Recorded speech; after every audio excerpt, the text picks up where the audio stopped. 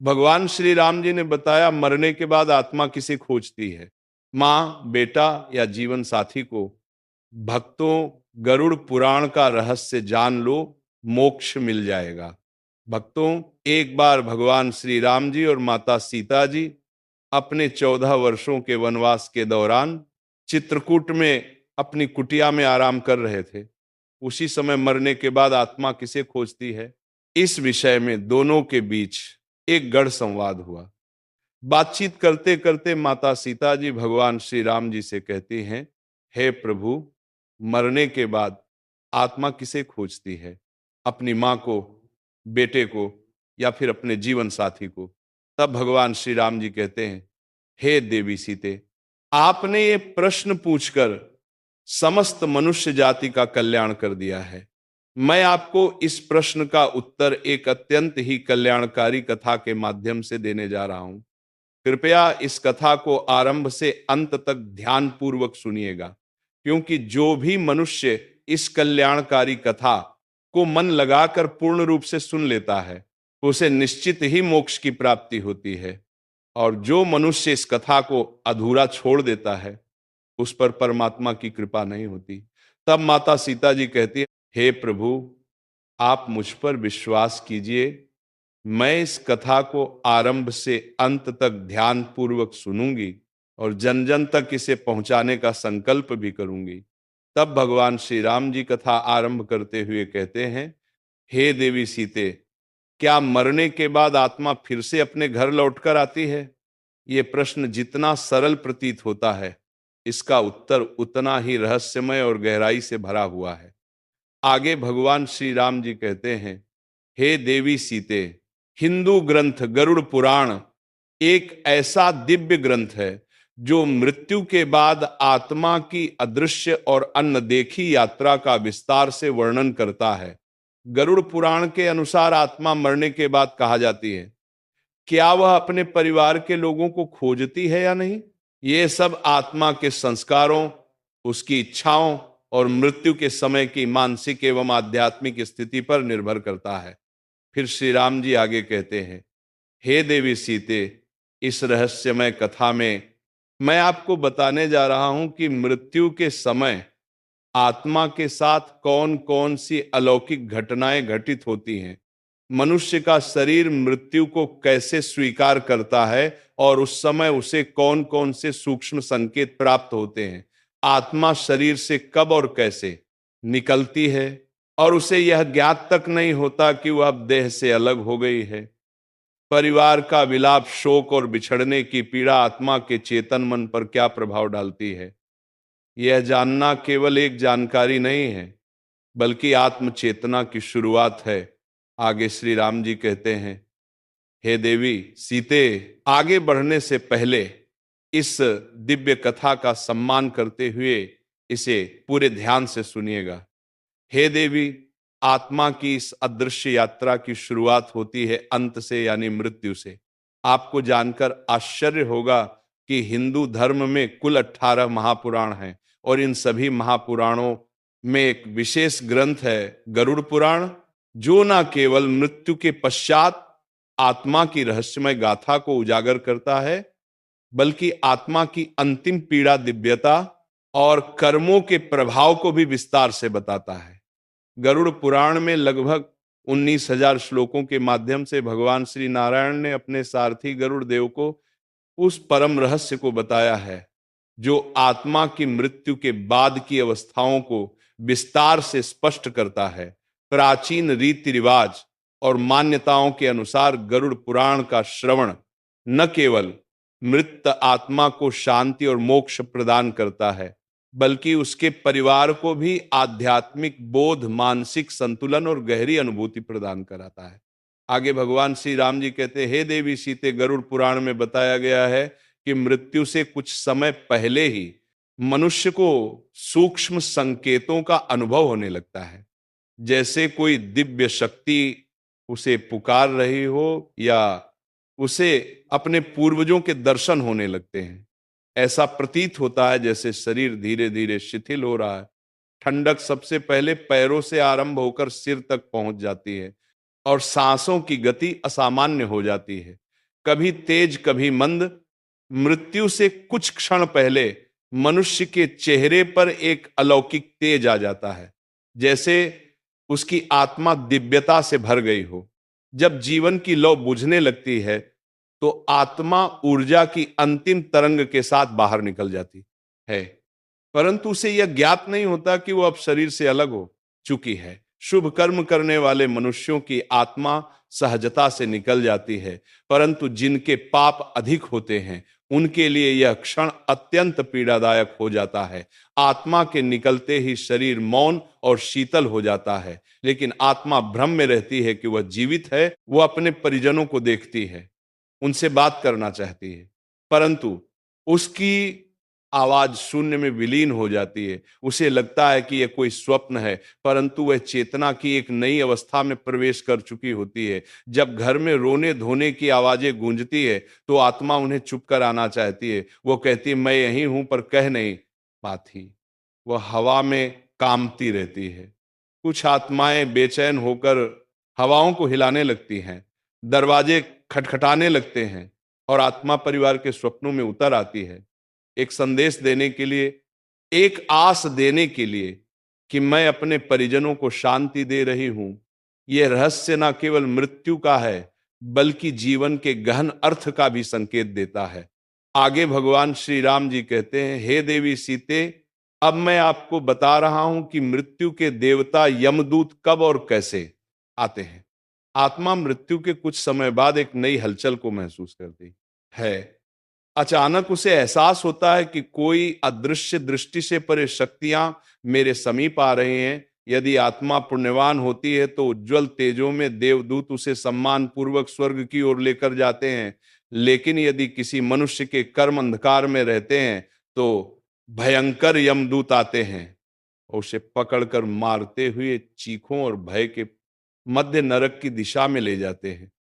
लेकिन ये यात्रा यही समाप्त नहीं होती। सबसे पहले आत्मा को उसके संपूर्ण जीवन का दर्पण दिखाया जाता है। हर पुण्य कर्म उसकी चेतना में संतोष और प्रकाश सुख की लौ जगा देता है, वहीं हर पाप कर्म उसे डर पश्चाताप और दुख से भर देता है। और यमदूत धीरे से कहते हैं, अब तुम्हारा समय इस लोक में समाप्त हुआ। आगे भगवान श्री राम जी कहते हैं, हे देवी सीते, अब मैं आपको वह रहस्य बता रहा हूं जो आत्मा मृत्यु के बाद 13 दिनों तक अनुभव करती है। गरुड़ पुराण बताता है कि आत्मा मृत्यु के बाद भी 13 दिनों तक इसी लोक में रहती है, परंतु वह स्थिति सामान्य नहीं होती। वह एक गहन और अदृश्य यात्रा का आरंभ होती है। पहले 3 दिन भ्रम, मोह और अज्ञान का समय होता है। आत्मा अपनी मृत्यु को स्वीकार नहीं करती। वह घर में ही भटकती रहती है, अपने परिवार के लोगों से बात करना चाहती है, पर उसकी आवाज कोई सुन नहीं सकता। यदि मृत्यु दुखद या हिंसक होती है तो आत्मा बेचैनी, दर्द और उलझन में फंस जाती है। चौथे दिन से 2 दिन तक आत्मा को धीरे धीरे सत्य का ज्ञान होने लगता है। उसे महसूस होता है कि मैं अब शरीर का हिस्सा नहीं हूं। यदि परिवार द्वारा धार्मिक विधि विधान अनुसार क्रियाएं की गई होती है तो आत्मा को थोड़ी राहत मिलती है, लेकिन जिनकी इच्छाएं अधूरी रह जाती हैं उनकी आत्मा अशांत, दुखी और अस्थिर रहती है। गौ से तेव दिन तक आत्मा के लिए विदाई का समय आता है। पिंडदान और श्राद्ध उसके अगले लोक के द्वार खोलते हैं। जिसने अपने जीवन में धर्म और पुण्य कमाया होता है उसे देवदूत स्वर्ग की ओर लेकर जाते हैं, जबकि जिसने पापों का बोझ संचित किया होता है उसे यमदूत नरक की ओर लेकर जाते हैं। आगे भगवान श्री राम जी कहते हैं, हे देवी सीते, अब मैं आपको बता रहा हूं कि आत्मा कैसे देती है संकेत।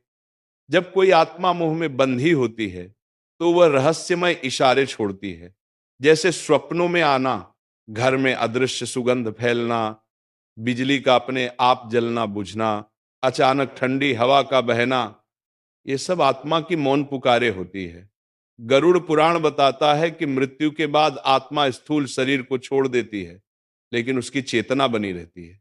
वह सबको देख सकती है, सुन सकती है, लेकिन बोल नहीं सकती, क्योंकि अब उसके पास ध्वनि उत्पन्न करने वाले शारीरिक उपकरण नहीं होते। जब भावना गहरी होती है तो आत्मा बिना बोले भी संवाद कर लेती है, कभी स्वप्नों में, कभी दिव्य सुगंध के रूप में, कभी उपकरण अपने आप बंद चालू होकर। ये सब आत्मा के मौन संकेत होते हैं। मोक्ष प्राप्ति का मतलब होता है आत्मा परमात्मा में विलीन हो जाती है और फिर वापस नहीं लौटती। और जो आत्माएं स्वर्ग या नरक जाती है वे अपने कर्मों का फल भोगती है और पृथ्वी के कार्यों में हस्तक्षेप नहीं करती। परंतु जो आत्माएं अधूरी इच्छाओं के कारण भटक रही होती हैं वे कभी कभी संकेत देकर सहायता की कामना करती हैं।